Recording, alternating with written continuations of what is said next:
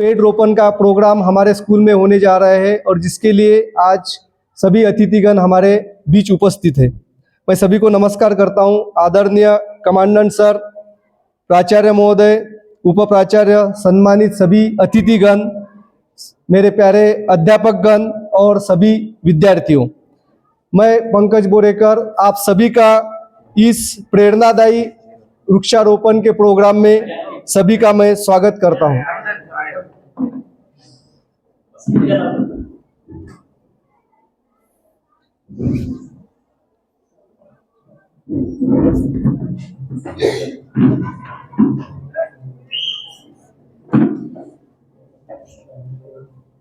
इस छोटे से स्वागत प्रोग्राम के बाद हमें पेड़ लगाने हैं।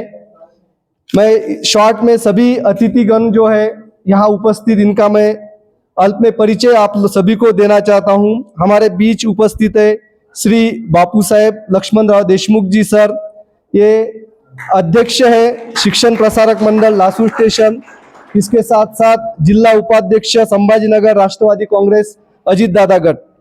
उसके साथ हमारे बीच एक बहुत ही बड़ी हस्ती उपस्थित है, उनका परिचय काफी लंबा है और उनका कार्य भी बहुत बड़ा है। केशव भवानी काळे सर, ये स्टूडेंट है शासकीय विद्या निकेतन के। जब ये क्लास 10 में थे तो एसएससी बोर्ड एग्जाम में मराठी भाषा में इनका प्रथम क्रमांक था पूरे बोर्ड में, और उसके बाद उन्होंने सिविल इंजीनियरिंग की डिग्री प्राप्त की। उसके बाद काफी साल उन्होंने नौकरी भी की, लेकिन उनका लगाव सोशल वर्क की तरफ बहुत ज्यादा था और कुछ दिनों के बाद उन्होंने उस नौकरी से रिजाइन किया। सभी ने ये फिल्म, मराठी फिल्म बहुत लोगों ने देखी होगी, तू का। इस फिल्म की जो कथा है ये इन्होंने लिखी है। उनके जो सभी डायलॉग जो है केशव सर के द्वारा लिखे गए हैं। उसके साथ साथ हरिवंश राय बच्चन जी की सबसे बड़ी जो बुक है, कविता बुक मधुशाला, इसका अनुवाद इन्होंने मराठी में किया है 2003 में। उसके साथ साथ इनका एक खुद का आत्मचरित्र बहुत प्रेरणादायी है, कभी आपको समय मिलेगा तो इसको आपने जरूर पढ़ना चाहिए। होय हे असच आहे, ये आत्मचरित्र भी इन्होंने लिखा है। उसके साथ साथ इनका संस्कृत का काफी अच्छा अभ्यास है, संस्कृत में भी इन्होंने कुछ किताबें लिखी है। एक किताब जो है 1001 संस्कृत जो है, इसमें पंक्तियां जो है, श्लोक इन्होंने लिखे हुए हैं, मैंने देखी थी वो किताब। और 34 वर्ष तक इन्होंने LIC में विकास अधिकारी के तौर पे अभी 8 साल सेवा हुई है यहाँ पे। तो ऐसा काफी लंबा परिचय, और भी बहुत कुछ है जानने के लिए, समय कम है। उसके साथ साथ हमारे बीच उपस्थित है श्री अजय जी देशमुख सर, ये शिक्षण प्रसारक मंडल लासूर स्टेशन से है। उसके साथ साथ हमारे बीच पुलिस उपनिरीक्षक श्री सुनील जी दीक्षित सर, ये उपस्थित है। 38 साल इन्होंने पुलिस डिपार्टमेंट में सेवा दी है। उसके साथ साथ हमारे बीच उपस्थित है माननीय सुचित्रा जी दीक्षित मैडम। एक्चुअली ये तो ब्यूटिशियन है, ब्यूटिशियन कोर्सेस इनके जो है वो महिलाओं को इनका ट्रेनिंग देती है, और इसके साथ साथ पेड़ों के साथ इनका काफी अच्छा लगाव है और बहुत सारे पेड़ों की जानकारी भी इनको है। और हमारे बीच उपस्थित है साई सुनील दीक्षित जी सर और social worker Bhupesh Sharma sir. और हमारे साथ अभी सरपंच जी आए हैं, उनका भी मैं यहाँ पे स्वागत करता हूँ।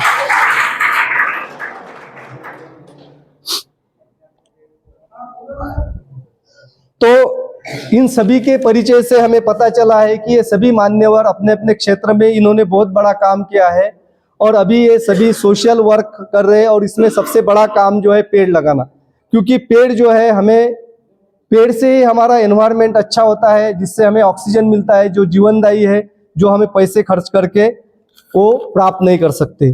तो मैं हमारे स्कूल से इन सभी का स्वागत करना चाहता हूँ। सबसे पहले बापू साहेब लक्ष्मण राव देशमुख जी सर, इनका स्वागत हमारे स्कूल के कमांडेंट सर करेंगे, ऐसा मैं उनसे अनुरोध करता हूँ।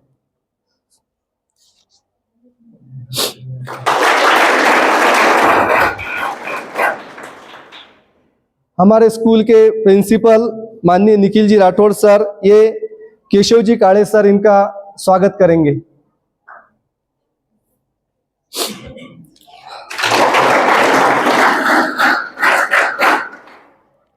उसके बाद हमारे स्कूल के उप प्राचार्य डॉक्टर पड़घान सर, ये दीक्षित सर का स्वागत करेंगे। सुनील जी दीक्षित सर इनका स्वागत करेंगे।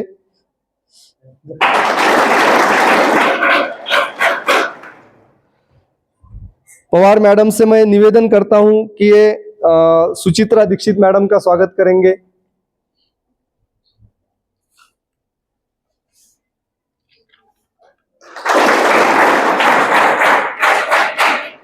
मैं हमारे नायक सर से अनुरोध करता हूं कि ये भूपेश शर्मा सर का स्वागत करेंगे।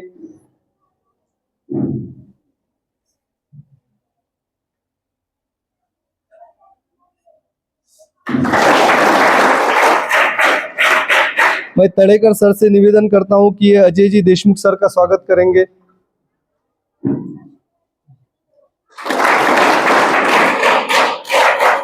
मैं तायड़े सर से निवेदन करता हूं कि वो साई दीक्षित सर का स्वागत करेंगे।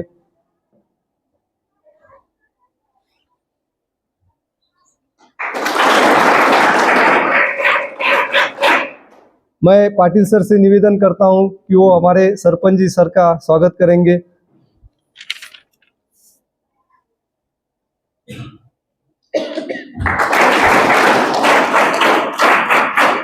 सभी मान्यवरों का मैं फिर से स्वागत करता हूं जो प्रकृति संरक्षण और पर्यावरण जागरूकता के क्षेत्र में उत्कृष्ट कार्य कर रहे हैं। आपका यहाँ आना हमारे लिए बहुत सम्मान की बात है। आपके मार्गदर्शन से हमें बहुत ही लाभ होगा। पेड़ लगाना सिर्फ प्रकृति से प्रेम नहीं है, बल्कि भविष्य की पीढ़ियों के लिए ये बहुत ही बड़ा उपहार है। तो मैं सबसे पहले बापू साहेब देशमुख जी से निवेदन करता हूं कि वो कुछ बातें हमारे बीच रखे।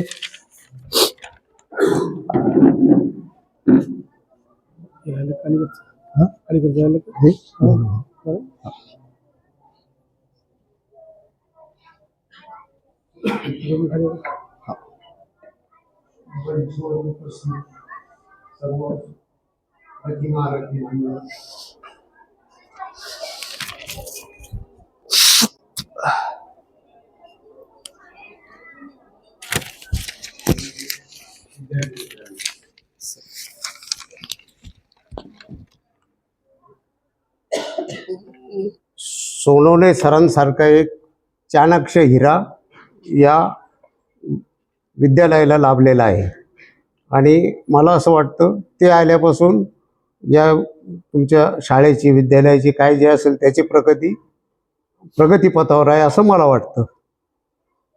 भाग्य आहे तुमचं, असे माणसं लाभणं ही थोडंसं नशिबात लागतं। लहान मुलं ही देवाघरची फुलं असतात आणि लहान मुलं ही मातीचे पुतळे असतात। यांना लहानपणापासून घडवणं हे त्या शिक्षकालाच माहिती, तेव्हा तो शिक्षक चाणक्य असावा लागतो, तेव्हा ही संस्था घडते असं माझं मत आहे। तेव्हा या संस्थेतून जास्तीत जास्त विद्यार्थी स्वतः तर स्वतःला घडवतीलच, परंतु आपल्यापासून देशापर्यंत देशाच्या प्रत्येक मोडवर चांगले चांगले कार्य करतील अशी एक या संस्थेकडून अपेक्षा व्यक्त करतो। आता इथं हे सुविचार आहे, मन करा रे प्रसन्न सर्व सिद्धीचे कारण। म्हणजे आपलं जे मन असतं ते जर तुम्ही आत्ता या वयामध्ये अभ्यासामध्ये तुम्ही ज्या क्षेत्रात आहे ते जर परिपूर्ण गुंतवलं तर तुमचं मनही प्रसन्न होईल आणि पुढच्या ज्या तुमच्या सिद्धी आहेत, तुम्ही ज्याच्यासाठी जीवन जगता, ज्याच्यासाठी शिक्षण घेता, तुमच्या उन्नतीसाठी असे सुविचार फार चांगले असतात। तेव्हा सुविचाराचा मतितार्थ काय आहे हे जाणूनही आपण कार्य करायला पाहिजे। तेव्हा मी या प्रसंगी जास्त काही बोलत नाही, माझा अल्पसा परिचय सरांनी दिलेलाच आहे। मी बापूसाहेब देशमुख लासूर स्टेशनला असतो। माझं ॲग्रिकल्चर BSc ॲग्री कॉलेज आहे, BA सिव्हिल सर्व्हिस आहे, प्रशासकीय सेवा आहे आणि अकॅडमी आहे। तर या माध्यमातून आम्ही विद्यार्थी घडवण्याचं कार्य करत असतो. आत्ताच नुकत्याच नागपूर येथे ज्या स्पर्धा झाल्या त्या स्पर्धेमध्ये संपूर्ण महाराष्ट्राचे कॉलेज समाविष्ट झालेले होते. रामटेकमध्ये जे कॉलेज आहे तेथे तर आमच्या विद्यार्थ्यांनी 11 पारितोषिक आणले आणि सर्वात जास्त पारितोषिकं पटकावणारे आमच्या शाळेचे विद्यार्थी ठरले. अशा पद्धतीने विद्यार्थी घडण्याचं कार्य आपल्याकडूनही हो आणि दिवसेंदिवस आपली संस्था भरभराटीला जावं अशी मी एक अपेक्षा व्यक्त करतो. आम्हाला इथे बोलवलं, जो सन्मान दिला त्याबद्दल मी सर्वांचे, सोनवणे सरांचे, पूर्ण स्टॉफचे सर्वांचे धन्यवाद व्यक्त करतो आणि माझे 2 शब्द पूर्ण करतो. जय हिंद, जय महाराष्ट्र.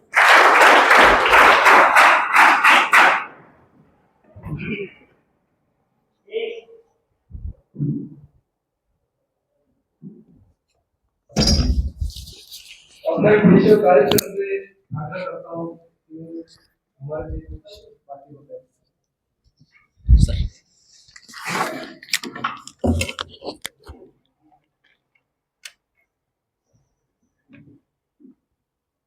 आजच्या या कार्यक्रमाचे खरं तर छोटेखानी कार्यक्रम होता, वाटलं नव्हतं एवढं भव्य कराल तुम्ही म्हणून.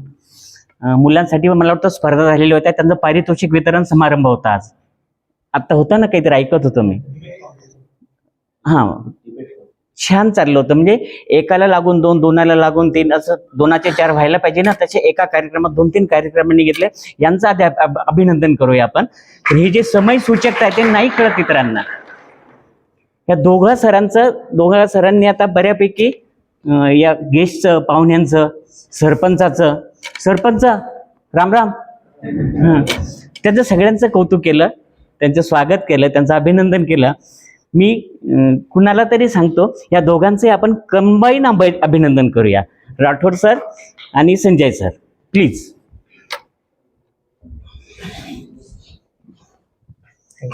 अरे सर, यस सर.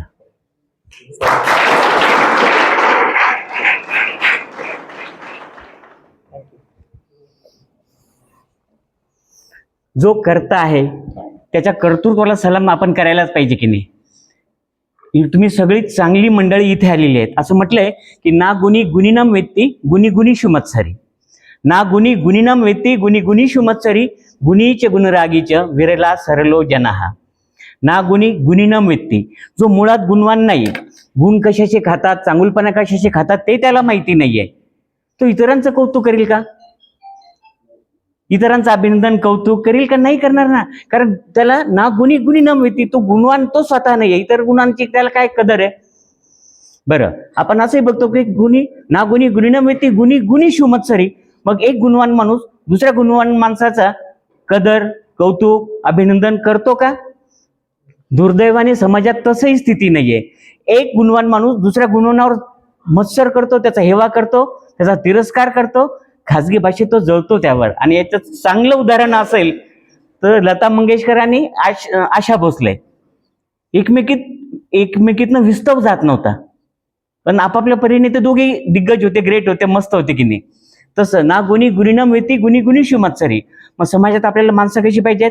गुणीचे गुणरागीचे, जे स्वतः तर गुणवान आहेतच, पण इतर गुणवानांचे कौतुक करतात, कदर करतात, त्यांना प्रोत्साहन देतात, त्यांना पुढे येण्यासाठी वाव देतात.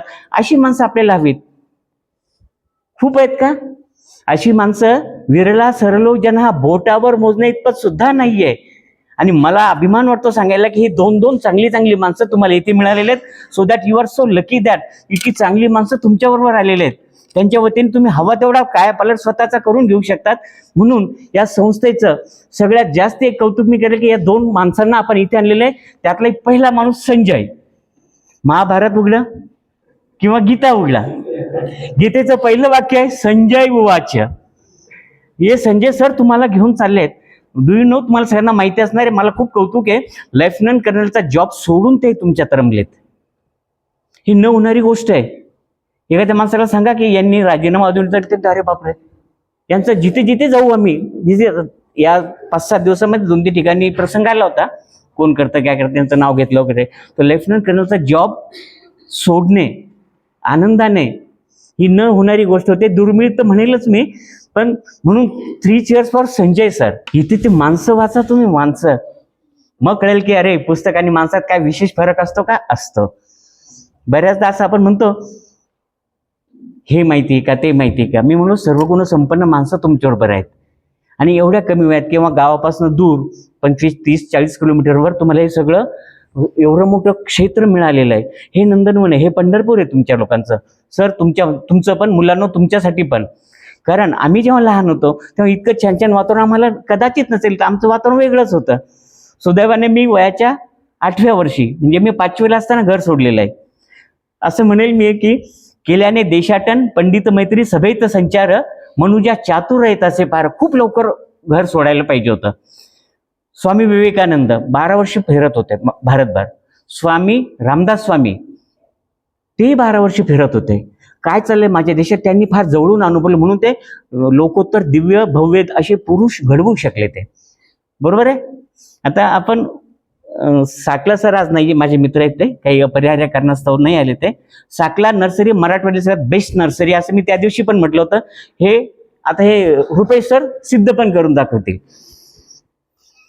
यातल्या गमतीतले 2-3 भाग सांगतो. बऱ्याचदा सर आपण हा खाजगी कार्यक्रम घेतलेला आपला, पण रोजगार हमी योजना होती, EGS एम्प्लॉयमेंट गॅरंटीड स्कीम. त्यामध्ये रोजगार हमी योजनेमध्ये खूप झाडं लावण्याचे प्रोग्राम असतात, दरवर्षी असतात. ते दरवर्षी ते बजेट वापरायचं असतं म्हणून ते करतात का, असं माझा आरोप होता. बऱ्याचदा एकदा मी असं कारमध्ये निघालो होतो आणि सर मला कधी थांबायचं सांगा बरं का, म्हणजे काळ्याने काळाला अतिक्रमण केलं असं नको वाटायला. तर आम्ही रस्त्याने चाललो होतो, एकाने कार उभी केली, ते काहीतरी खड्डे खोदत होते. ते बघितलं असं, एक खड्डा खोदतोय, दुसरा माणूस त्याला बुजवतोय, पुन्हा दुसरा खड्डा तोही बुजवतोय. 10 मिनिटं त्यांनी पाहिलं करते, म्हणे काय करताय म्हणे. दोघांना विचारलं ते काय करताय, सरकारचे माणसं आहे म्हणे आम्ही. हे काय करताय, माझं काम खड्डे खोदायचं आहे म्हणे, आम्ही रोजगार हमीची माणसं आहे, वृक्षारोपण आमचा धर्म आहे. आणि हा काय करतो म्हणे, मला गड्डे बुजवायचे म्हणे. अरे म्हणे म्हणते प्लांट कुठे आहे, ज्या खड्ड्यासाठी तुम्हाला प्लांट लावायचे ते खड्डे खोदताय तुम्ही, ते प्लांट कुठे म्हणे, हा बुजतोय. तू सुट्टीवर आहे ना म्हणे, तो नाही आला, आम्ही आमची ड्युटी मनापासून करतोय म्हणे. हे सरकारच्या रोजगार हमीचा असा तमाशा असतो. एकदा एका मंत्र्याचा वृक्षारोपणाचा कार्यक्रम होता, चीफ गेस्ट मग मिनिस्टर होता. मग तो लवाजमा वगैरे ताफा बिफा आल्या सगळ्या भानगडीमध्ये आले, वाजत गाजत आले. ते 10 वाजता त्या मंत्र्याच्या हस्ते वृक्षारोपण केलं, पाणी बिनी सगळं फोटो हार तोरे सगळे झाले. 12 वाजता बकरीने ते झाडच खाऊन टाकलं, ज्याचं आता वृक्षारोपण केलं होतं ना. ते संध्याकाळच्या 7च्या जेवणाला मंत्र्याने ती बकरीच खाऊन टाकली. हे म्हणजे शासकीय लेवलचे, प्रशासकीय लेवलचे भानगडी असतात. आता संत तुकाराम म्हणाले होते, मला कशी म्हणालो मी तसं, की झाडांचं महत्व त्यांना आपल्यापेक्षा जास्त कळालेलं होतं. असंच वृक्षारोपणाचा कार्यक्रम झाला, झाडाची स्तुती किती महत्वाचं आहे वगैरे वगैरे सगळं सांगून झालं.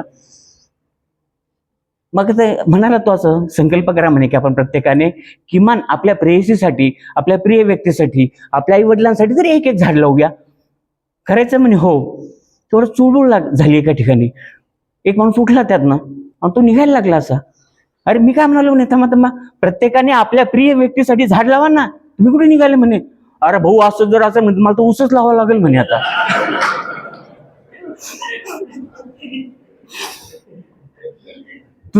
तुम्ही सगळे सुज्ञ आहात, सौजान आहात, काही वावगं झालं असं मला माफ पण करा बरं.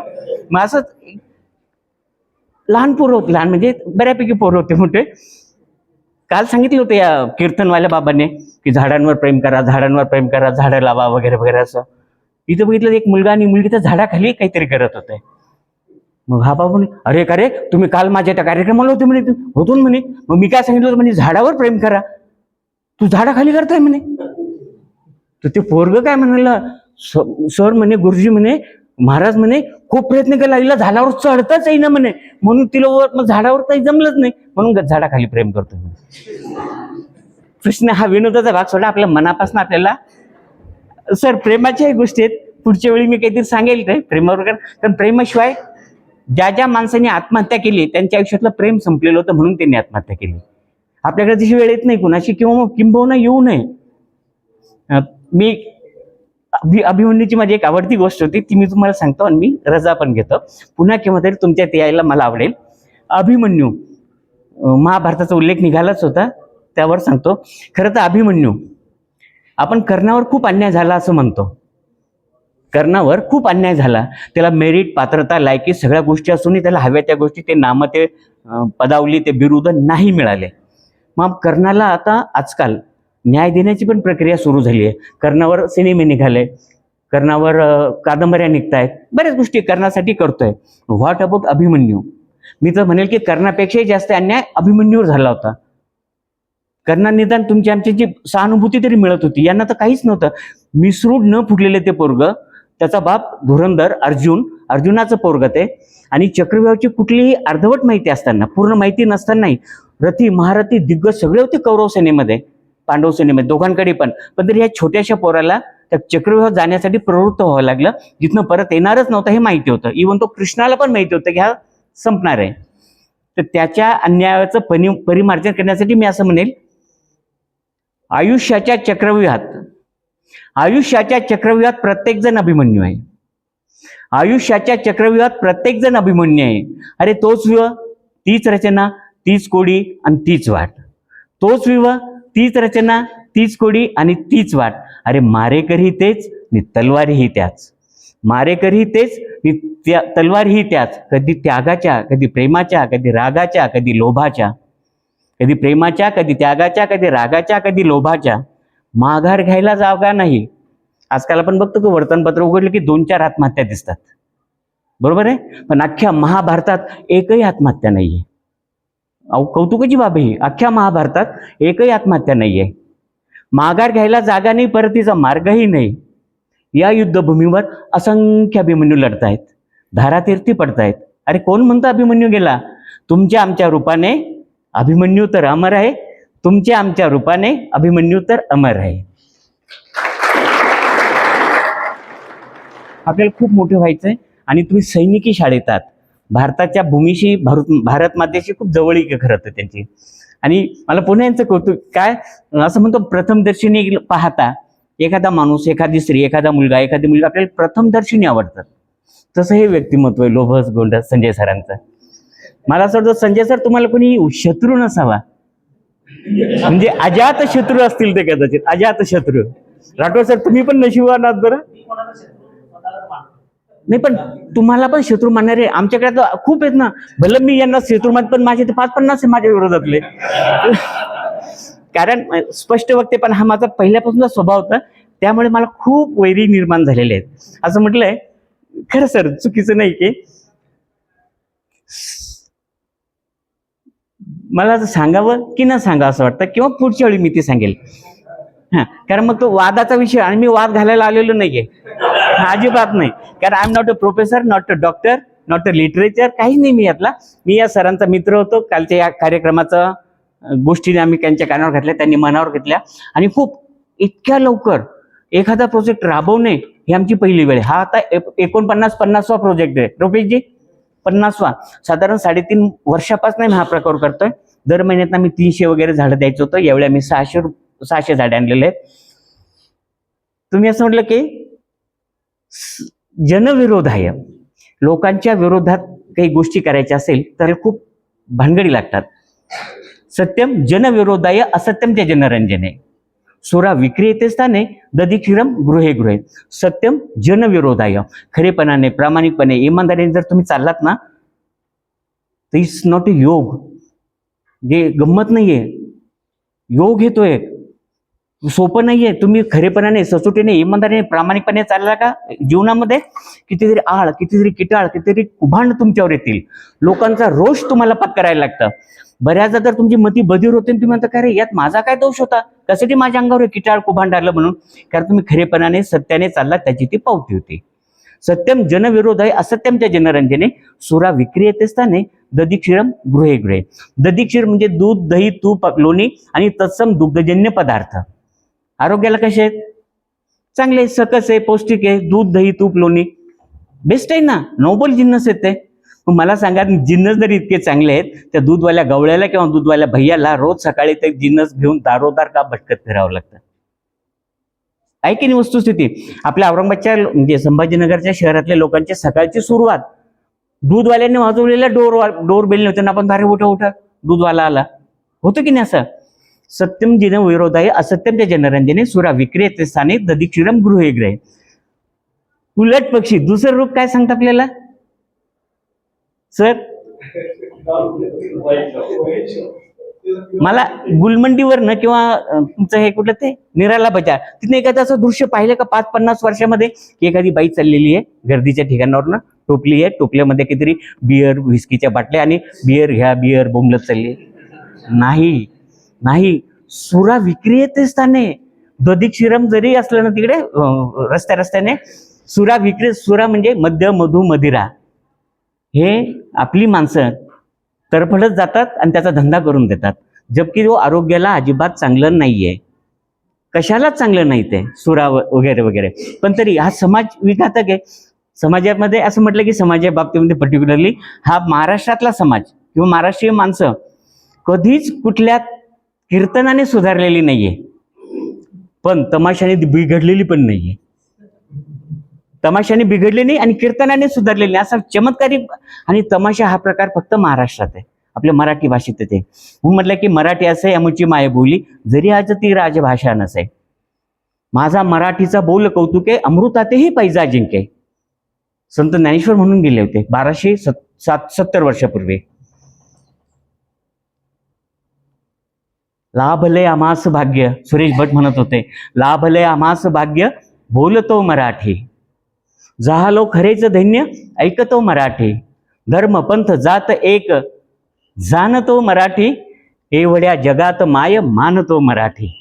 आणि मराठीचा जास्ती मला अनुभव असणं साहजिक आहे, कारण मराठीत मॅट्रिकला मी महाराष्ट्रात पहिला आलोय हे यांनी आता सांगितलं पण होतं. काळाच्या ओघात खूप पुढे जातो मी, मलाही पटतंय ते. असं म्हटलं मी प्रामाणिकपणाचा भाव, इंजिनियर्सच्या 2दा मी नोकऱ्या सोडलेल्या आहेत, सरकारी नोकऱ्या. काय मला पिसाळलेलं कुत्रं चावलं होतं का नाही, मनाशी प्रामाणिक राहायचं म्हणून मी तर सोडल्या, मनाशी प्रामाणिक राहायचं म्हणून त्या सोडल्या. पण त्यात माझीच एक चारोळी होती, त्यात मी लिहिलं होतं की साऱ्या या जगाचा माझ्यावर रोष आहे, साऱ्या या जगाचा माझ्यावर रोष आहे, कारण मनाशी प्रामाणिक राहणं हाच माझा दोष आहे.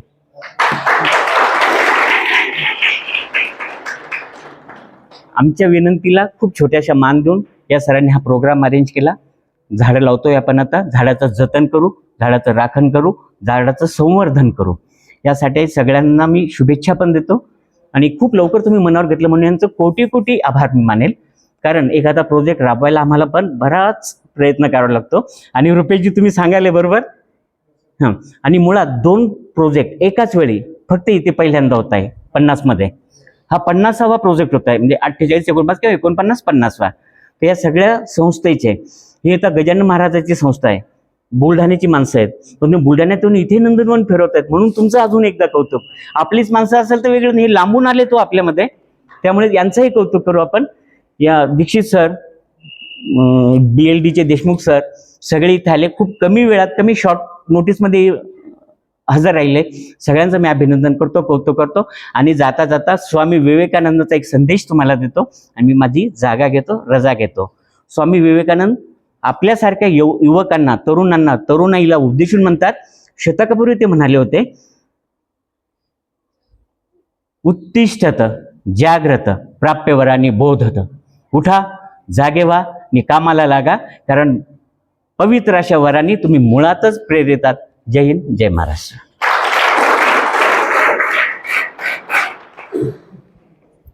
धन्यवाद काळे साहेब, खूप छान माहिती आपण खूप छान माहिती आम्हाला दिली. माहिती बरोबरच आम्हाला खळखळून हसवलं आणि जीवनाचं ज्ञान तुमच्या भाषणामधून आम्हाला कळलं. प्रामाणिकपणा दिखाऊ प्रामाणिकपणा खूप आहे, पण जो स्वतःशी प्रामाणिक असतो तोच खरा प्रामाणिक.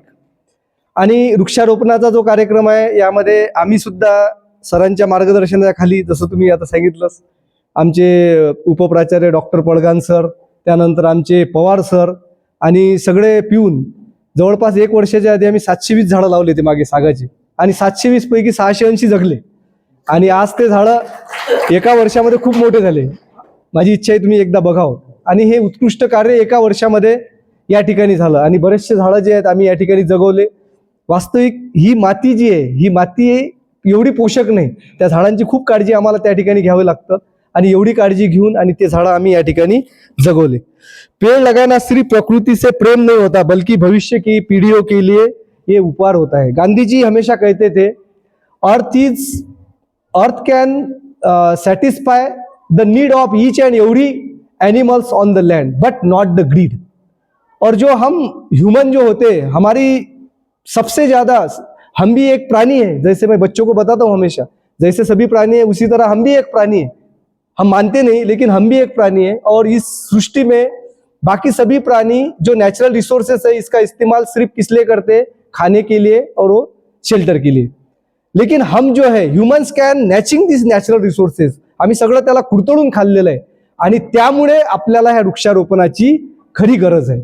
आणि हे सगळे चांगले लोक या ठिकाणी येऊन वृक्षांची लागवड करताय, हे साधं काम नाहीये.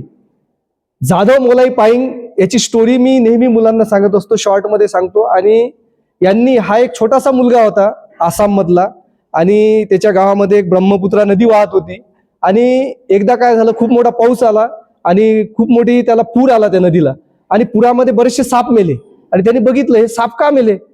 मग त्याला कोणीतरी सांगितलं की इथं झाडच नाही, झाडं असते तर ते साप झाडावरती चढले असते आणि जगले असते. तिथल्या फॉरेस्ट डिपार्टमेंटमध्ये गेला तो छोटासा मुलगा, 7-8 वर्षाचाच होता. त्यांनी सांगितलं की, त्याला कोणतरी सांगितलं की इथं जा, तुम्हाला हे ऑफिसवाले मदत करतील. तिथं गेल्यानंतर त्यांनी त्याला उडवाउडीचे उत्तर दिले. कोणीतरी सांगितलं की तू बांबूचे झाडं लावले तर बांबूच्या झाडावरती ते साप चढतील आणि वाचतील. एवढा छोटा मुलगा, त्याचे 4-5 मित्र त्यांनी जमा केले, गरीब घरामधला होता आणि त्यांनी बांबूच्या झाडाची लागवड केली. पुढे मोठा झाल्यानंतर एक सामाजिक वनीकरण महाराष्ट्र शासनाचा मोठा उपक्रम होता, त्या उपक्रमामध्ये भाग घेतला. रोजीरोटीची गरज होती आणि त्या ठिकाणी काही झाडं लावले, जसं तुम्ही सांगितलं गड्डा खोदला आणि बुजवला, तशाच प्रकारचा हा कार्यक्रम होता. पण नंतर त्याला काय वाटलं की तो सतत सकाळी उठल्यानंतर घरून निघून जायचा आणि झाडं लावायचा आणि त्या झाडांची काळजी घ्यायची.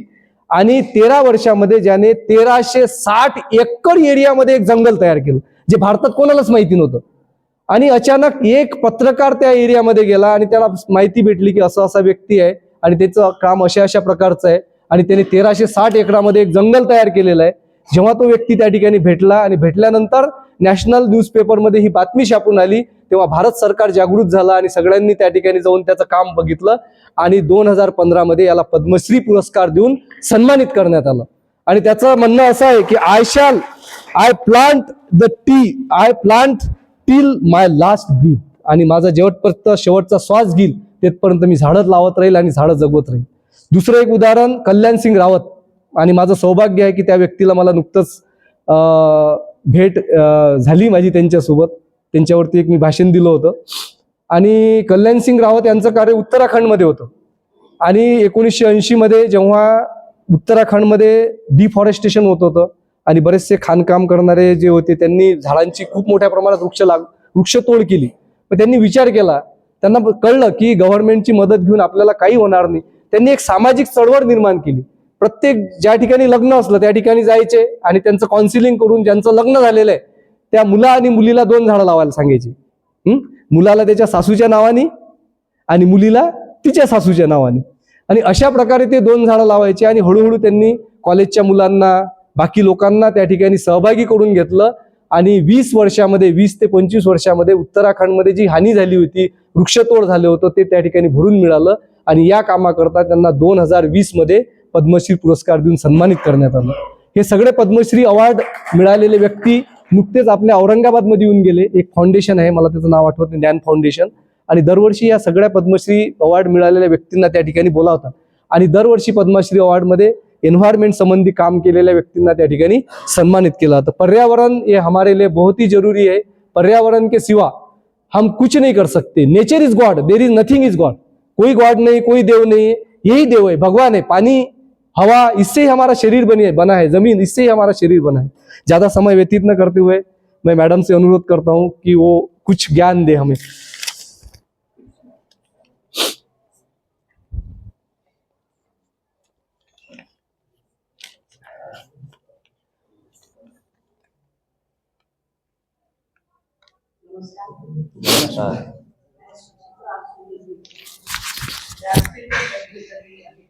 का